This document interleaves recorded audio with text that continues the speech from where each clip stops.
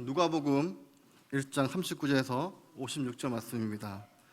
제가 가지고 있는 신약 성경 88쪽에 48면에 있습니다.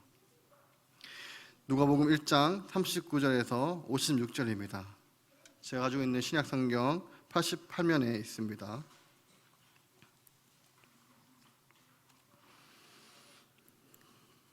제가 먼저 읽겠습니다. 이때 마리아가 일어나 빨리 산골로 가서 유다의 한 동네에 이르러 엘리사벳이 마리아가 문화함으로 들음에 아이가 복중에서 뛰노는지라. 엘리사벳이 성령의 충만함을 받아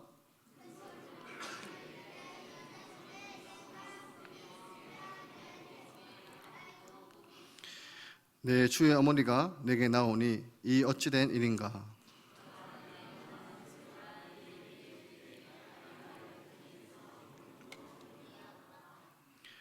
주께서 하신 말씀이 반드시 이루어지리라 믿는 그 여자에게 복이 있도다. 내 마음이 하나님 내 구주를 기뻐하였음은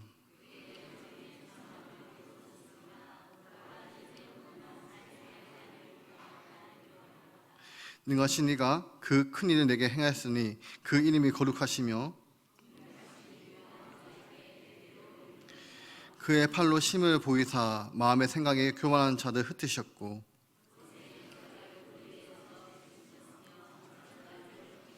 줄이는 자를 좋은 것으로 배불리셨으며 부자는 빈손으로 보내셨도다.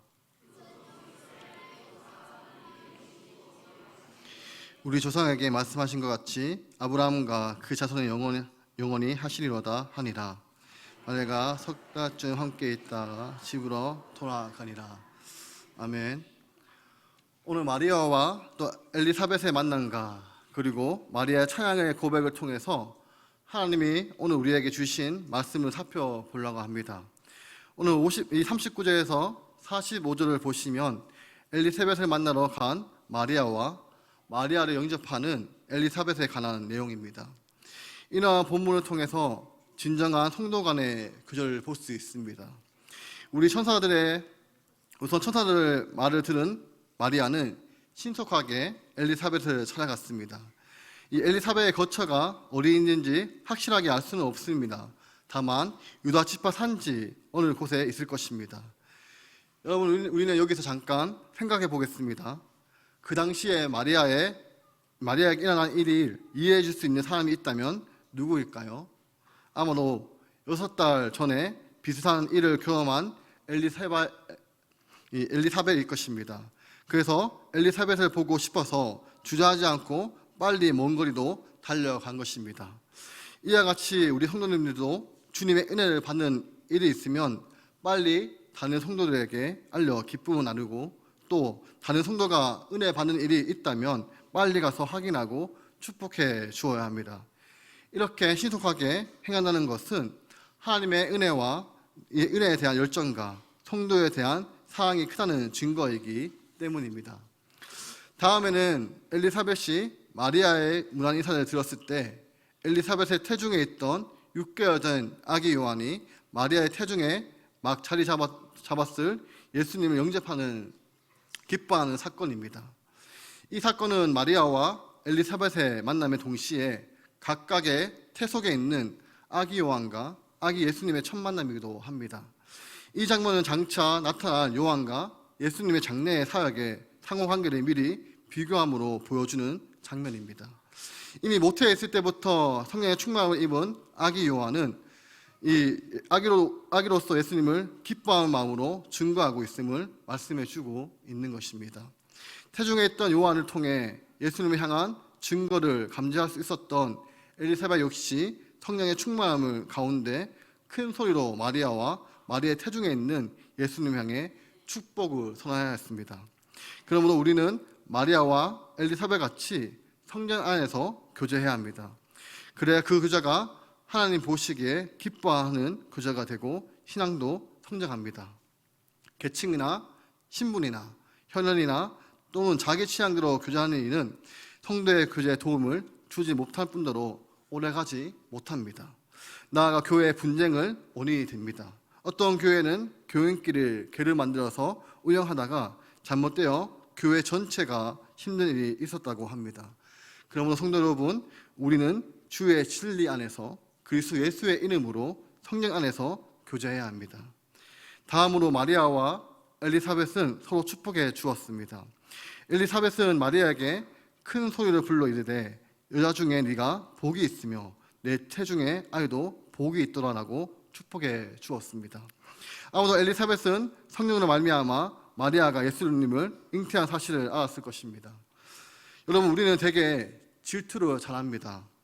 남이 나보다 좋은 것을 가지면 질투를 합니다. 저 역시 마찬가지입니다. 그런데 엘리사벳은 자신이 잉태한 자는 그리스도의 종이며 그 길을 준비하는 아이입니다. 그리고 마리아는 잉태한 자는 예수 그리스도 그 자체이심을 알았습니다. 그렇다면 여러분, 보통 사람 같으면 질투를 했을 것입니다. 그렇지 않을까요? 제 아들 우진이가 있습니다. 우진이가 어떤 사람 밑에 있다고 생각한다면 그 생각만 해도 자체가 싫었습니다. 여러분, 부모님의 마음은 다 똑같은 거 아닐까요? 그런데 엘리사벳은 최고의 찬사로 마리아를 축복해 주었습니다. 성도 여러분, 성경은 성도끼리 서로 축복해 줄 것을 명하고 있습니다. 우리 가운데 남이 못되면 동정을 잘하는데 남이 잘 되면 배가 아파 축복해 주는데 인색한 사람이 있습니다. 여러분, 우리는 교회 안에서 서로 다른 존재가 아니라 예수 그리스도의 한 지체들입니다. 비록 자신이 아니라 이웃 성도가, 내 옆에 있는 성도가 하나님의 은혜를 받았으면 기쁘게 여기고 축복해 주는 것이 마땅합니다. 그래야 자신도 하나님께 축복을 받을 수 있음을 알아야 합니다. 마지막으로 엘리사벳은 마리아 앞에 겸손하였습니다. 43절에 엘리사벳은 내 주의 어머니가 내게 나오니 이 어찌된 일인가라고 했습니다. 이것은 종이 주인을 맞는 자세입니다. 자신은 제사장의 부인이며 마리아와 비교하면 어머니뻘 되는 사람입니다. 그래도 그는 예수님을 잉태한 마리아를 존귀 여기고 그 앞에 겸손히 행한 것입니다. 마치 훗날에 세례 요한이 세례를 줄 때 예수님께서 오시자 내가 당신에게서 세례를 받아 할 터인데 당신이 내게로 오시나이까 라고 한 것과 비슷합니다. 세례 요한은 아마도 이 엘리사벳으로부터 예수님에 대한 겸손의 교육을 받았을 것입니다. 로마서 12장 10절입니다. 형제를 사랑하며 서로 우애하고 존경하기를 서로 먼저 하며. 성도 여러분, 이렇게 겸손하게 자기보다 이웃 성도를 섬겨야 하고 섬겨야지 교제가 깊어지고 지속이 됩니다. 무례하게 대화하거나 이기적으로 대하면 이 교제는 깨어집니다. 여러분, 마리아와 엘리사벳처럼 신속하게 주의 은혜를 나누고 서로 축복해 주며 서로 겸손히 섬기는 우리 구미동부의 성도님이 되시기를 바랍니다. 이렇게 하는 것이 아름다운 성도의 교제의 비결입니다. 45절은 엘리사벳이 마리아에게 확신과 용기를 주는 말씀입니다. 주께서 하신 말씀이 반드시 이루어지리라고 믿는 그 여자에게 복이 있더라. 라는 이 말씀은 마리아에 대한 위로일 뿐 아니라 예언이기도 합니다. 엘리사벳은 이미 하나님의 말씀의 성취를 경험하였습니다. 천사를 통해 자신의 남편에게 말씀하신 이 수태의 고지를 현실로 나타나는 것을 경험했고, 남편이 이 사가랴가 하나님의 말씀대로 버거니가 된 일을 보았습니다. 엘리사벳에게 이제 하나님의 말씀에 대한 의심이 한 점도 없습니다. 온전히 확신만의 그녀의 영을 지배하고 있습니다. 그래서 마리아에게 너도 분명히 잉태할 것이라고 확신을 주는 것입니다. 마리아와 또한 엘리사벳이 기적적으로 잉태한 사실을 보고 또 그녀의 말을 듣고 자신이 예수님을 잉태한 것을 확신했을 것입니다. 여러분, 하나님의 말씀의 성취를 경험해 본 성도가 또한 이웃을 성도의 믿음에 확신을 줄 수가 있습니다. 열왕기하 6장을 보시면 아람 군대가 사마리아 성을 포위한 내용이 나옵니다. 이때 선지자 엘리사의 사안은 오직 성에 포위된 이 아람 군대만 보고 공포에 질렸습니다. 그러나 하나님의 말씀과 기적의 응답을 수없이 체험한 엘리사는 아람 군대보다도 많은 천군 천사들이 아람 군대를 포위하고 있는 것을 사안에게 보여주고 그를 위로하였습니다. 성도 여러분, 우리도 엘리사나 엘리사벳처럼 하나님의 말씀의 성취를 경험하는 성도님들이 되어야 합니다. 그래야 의예수를 건면하고 위로해 주고 용기를 주는 신앙의 조언자가 될 수 있습니다. 그렇다면 하나님의 말씀을 성취를 어떻게 경험할 수 있습니까? 바로 하나님의 말씀을 굳게 믿고 인내하며 순종할 때에 이 말씀의 성취를 경험하는 살아있는 신앙의 소유자가 되는 것입니다. 46절과 47절은 소위 마리아의 창가로 불리는 46절에서 55절의 서두입니다. 마리아는 아주 힘차고 기쁘게 찬양을 시작합니다. 그리고 그의 영혼이 기쁨으로 가득한다고 고백합니다. 그 이유는 구주 예수님을 잉태한 사실을 확신했기 때문입니다. 여러분, 마리아에게 일만한 두려움과 근심도 하나도 없었을까요? 물론 자신을 결박하며 자신의 잉태는 성령으로 말미암았지만 정원한 상태에 있던 자신이 아이를 낳게 된다는 천사의 말에 두려움과 근심이 있을 수밖에 없습니다. 사람들의 정죄와 비난 그리고 오해받는 일이 걱정되었을 것입니다. 더 나아가 죽을 수도 있었습니다. 이와 같은 마리아의 근심과 두려움은 자기가 주님을 잉태한 사실을 확신하는 순간부터 사라졌고 대신 기쁨이 충만하게 되었습니다. 자신이 구세주 예수를 잉태했다는 사실 때문에 말입니다. 성도 여러분, 이것이 구주를 소유한 자의 실상입니다. 세상에서 버림받고 어떠한 일개 사항을 만나도 예수 그리스도를 소유한 자는 기뻐합니다. 다윗도 여호와의 왕이 주의 심으로 말미암아 기뻐하며 주의 구원을 말미암아 크게 즐거워하리라고 고백했습니다. 성도 여러분, 예수 그리스도는 이 세상이나 천국에서나 가장 귀한 인생의 보배입니다. 예수 그리스도를 통해 영생과 사죄를 얻게 되고 예수 그리스도를 통해 죄와 사망의 권세를 물리칠 힘을 얻었습니다. 그러므로 예수 그리스도를 소유하며 세상에 두려울 것이 없습니다. 기쁨이 그 영혼에 충만하게 되기 때문입니다.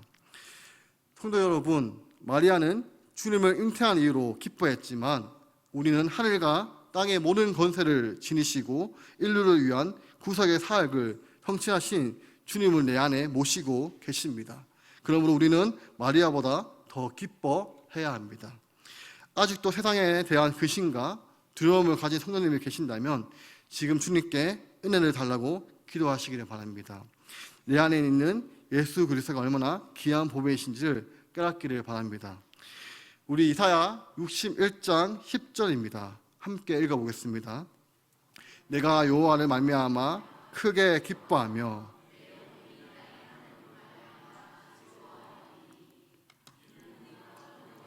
내게 입히시며 공의와 겉옷을 내게 더하심이 신랑이 사모를 쓰며 신부가 자기 백성에 갖게 하셨습니다.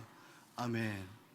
48절과 49절은 마리아가 구주를 아는 여인으로 자신을 택해 주신 하나님의 은혜에 대한 찬양하는 것입니다.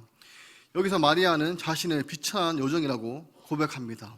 동시에 예수님의 잉태한 복 있는 여인으로 만세의 일컬음을 받게 될 것이라고 합니다. 맞습니다. 이 땅에 마리아처럼 복 있는 여인은 없습니다. 성령으로 구주 예수 그리스도를 잉태한 여인이기 때문입니다. 그런데 우리가 주의할 점이 있습니다. 바로 마리아를 신처럼 숭배하는 일을 경계해야 합니다. 로마의 가톨릭은 마리아를 하나님의 어머니라고 신격화했습니다. 그리고 마리아가 그리스도를 잉태한 순간부터 죄가 없는 존재가 되었다고 주장합니다. 심지어는 마리아가 승천했다고도 합니다. 그래서 예수님께 간구하는 대신 마리아에게 간구를 하게 된다면 이 마리아가 예수님을 좌지우지한다고 믿습니다. 그러나 성경에서 어떻게 말씀하고 있습니까? 마리아 자신도 내 구주가 필요한 죄인이며 자신을 하나님의 비천한 요정이라고 고백하고 있다는 것입니다. 그러므로 마리아는 오직 예수님을 잉태한 복밖에 없습니다. 달리 신적인 존재를 추앙받을 만한 이유가 없는 평범한 여인이라는 것입니다. 우리는 마리아를 신적 존재나 하나님과 인간 사이에 중보자로 숭배하는 일이 없어야 합니다. 그것은 예수 그리스도를 격화시키는 죄이며 마리아를 우상으로 만드는 죄입니다. 우리의 구주는 오직 예수 그리스도이며 하나님과 인간의 사이에 중보자 역시 오직 예수 그리스도 한 분밖에 없습니다. 그러므로 로마서 3장 23절을 기억하시기 바랍니다. 모든 사람이 죄를 범하였음에 하나님의 영광에 이르지 못하더니. 우리는 우리처럼 비참한 사람인 마리아로 하여금 주님의 인택해 만드시는 하나님의 은혜를 찬양해야 하며 오직 예수님만 신앙의 대상으로 삼아야 한다는 것입니다. 51절에서 53절은 마리아가 하나님의 섭리를 고백하는 내용입니다. 마리아는 하나님의 섭리를 팔로 비유했는데 이는 구약에서 자주 쓰는 표현입니다. 그렇다면 여러분, 하나님의 팔은 어떠한 팔일까요? 첫째는 공의로운 팔입니다. 우선 마음의 생각이 교만한 자들을 흩으시는 팔입니다. 여기서 마음의 생각이 교만한 자들이란 하나님의 말씀에 불순종하는 자들, 대적하는 자들을 가리키고 있습니다. 하나님은 바벨탑을 쌓아 하늘까지 가려고 하는 자들을 지면에 흩어 버리셨고, 애굽의 바로, 모세를 대적하는 고라의 일단, 바벨론의 느부갓네살, 그리고 벨사사 왕, 또 건세를 악용하여 유대인들을 맞서하려던 페르시아의 하만 등을 징계하시거나 멸망시키셨습니다. 또 부자들을 빈손으로 보내셨다고 했는데 이 부자들은 재물만 의지하고 하나님을 모르는 자들입니다. 또 신앙적으로 마음이 가난하지 못한 이 교만한 자들도 포함되고 있습니다. 예수님의 십자가 내어준 유대인의 이 건세자들은 훗날의 로마에 의해 빈손으로 내쫓겨 돌아다니는 신세가 되었습니다. 또 재물을 은혜하는 자들은 재물 때문에 주님을 영접하지 못한 부자 청년처럼 빈손으로 가야만 했습니다. 마태복음 19장 22절입니다. 그 청년이 재물이 많으므로 이 말씀을 듣고 근신하며 가니라. 이렇게 하나님은 공의로운 팔로 사람의 역사에 개입하시고 통치하고 계십니다. 보이지 않지만 하나님의 공의로운 팔이 역사하시기에 불의한 세력이 확정하지 못하고 이 선한 일을 건재할 수 있는 것입니다. 다음으로 하나님의 팔은 사랑의 팔입니다. 세상 사람들에게는 비천하게 보일지라도 하나님을 경외하는 성도들은 하나님께서 높여주십니다. 이 돌아다니던 아브라함을 이스라엘 조상으로 높이셨고 모세를 바로 앞에 높이셨습니다. 다윗을 목동에서 이스라엘 왕으로 높이셨습니다. 특히 예수 그리스도를 만유의 주와 만왕의 왕으로 높이셨습니다.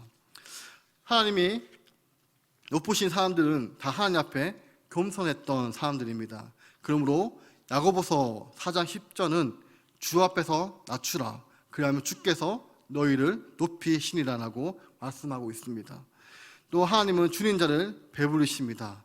여기서 줄인 자는 육체적으로 배고픈 자들뿐만 아니라 그 심령에 의에 줄이고 목마른 자들도 포함되어 있습니다. 예수님께서 이 땅에 오셔서 육체적으로 굶주린 자들에게 떡을 주셨습니다. 그리고 의에 줄이고 목마른 자들에게 영원한 양식인 예수 그리스도 당신을 내어 주었습니다. 예수님의 사랑, 예수님의 의, 예수님의 영광을 영혼을 채워 배불리셨습니다. 성도 여러분, 오늘도 이 세상 가운데는 하나님의 공의롭고 사랑에 충만한 팔이 역사하고 있습니다. 이사야 33장 2절입니다. 함께 읽어보겠습니다. 여호와여 우리에게 은혜를 베푸소서. 우리가 주를 앙망하오니 주는 아침마다 우리의 팔이 되시며 환난 때에 우리의 구원이 되소서. 아멘. 그 팔로 우리의 의의 길로 인도하시고 우리의 원수 마귀를 묶어주시고 교회를 대적하는 자들을 흩으시고 계십니다. 우리는 하나님의 공의와 사랑 안에 있다는 사실을 늘 기억하시기를 바랍니다. 54절입니다. 하나님께서 이스라엘을 긍휼히 여기시고 기억하셨다는 마리아의 고백입니다. 성도 여러분, 우리가 일제에 국권을 빼앗기는 기간이 얼마입니까? 35년입니다. 그 기간 동안 우리 민족이 얼마나 많은 고통과 슬픔을 겪게 했습니까? 그런데 당시 이스라엘은 무려 400년 동안 바벨론, 페르시아, 헬라, 로마에게 차례로 지배를 당하고 있었습니다. 그동안 하나님은 선지자 한 명도 보내지 않으셨습니다. 그러므로 대다수 이스라엘 백성들은 하나님께서 이제 이스라엘 백성을 영영히 잃으셨다고 낙심했을 것입니다. 그런데 이제 이 약속하신 메시아를 보내주셨다고 하셨으니 이 기쁨이 얼마나 크겠습니까? 마리아는 하나님이 이스라엘이 잊지 않고 기억하고 계신 사실을 찬양합니다. 하나님은 이스라엘을 통해서 여인이 어찌 그 젖먹는 자식을 잊겠으며 자기 태에 난 아들을 긍휼히 여기지 않겠느냐. 그들이 혹시 잃을지라도 나는 너를 잊지 아니할 것이다. 내가 너를 내 손바닥에 새겼거라고 말씀하고 계십니다. 하나님이 400년 동안 이스라엘을 내버려 두신 이유는 그들로 하여금 하나님이 아니면 이스라엘 구원이 없더라고 깨닫게 하기 위함이었습니다. 그런데 이제 때가 되어 예수님을 구주로 보내주시기 하신 것입니다. 성도 여러분, 하나님은 결코 자기의 백성을 잊으시는 분이 아닙니다. 예수님께서 십자가에 못 박혀 죽으시자 제자들은 낙심하여 갈릴리로 돌아갔습니다. 그런데 주님을 부활하신 후 그들보다 먼저 갈릴리로 가 그들을 기다리고 계셨습니다. 우리도 세상을 살면서 우리의 눈에 마귀의 권세만 보이고 하나님이 우리를 잃으시는 것처럼 느껴질 때가 있습니다. 그러나 여러분 염려하지 마시기 바랍니다. 하나님은 우리의 머리털 하나까지 세워 계시며 늘 우리를 지켜보고 계신다는 사실을 믿으시기를 소망합니다. 어떠한 상황에 있을지라도 예수님께서 우리를 돌보고 계심을 믿으시기를 바랍니다.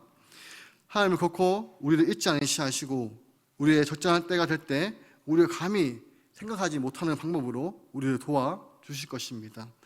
누가복음 12장 6절입니다. 참새 5마리가 두 아사니온에 팔리는 것이 아니냐.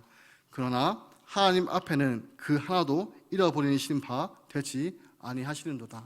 아멘.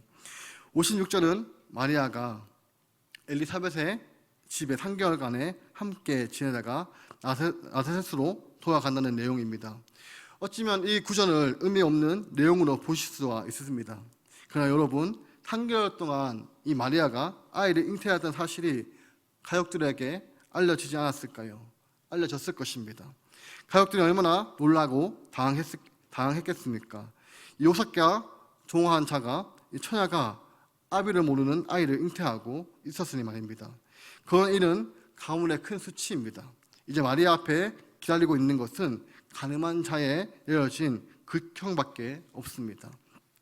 그런데 여러분 마리아가 무사히 집으로 돌아갔다고 성경은 간단하게 기록하고 있습니다. 어떻게 무사히 집에 돌아갈 수 있었을까요? 또 다른 공간복음에서 이 마태복음을 통해서 우리는 알고 있습니다.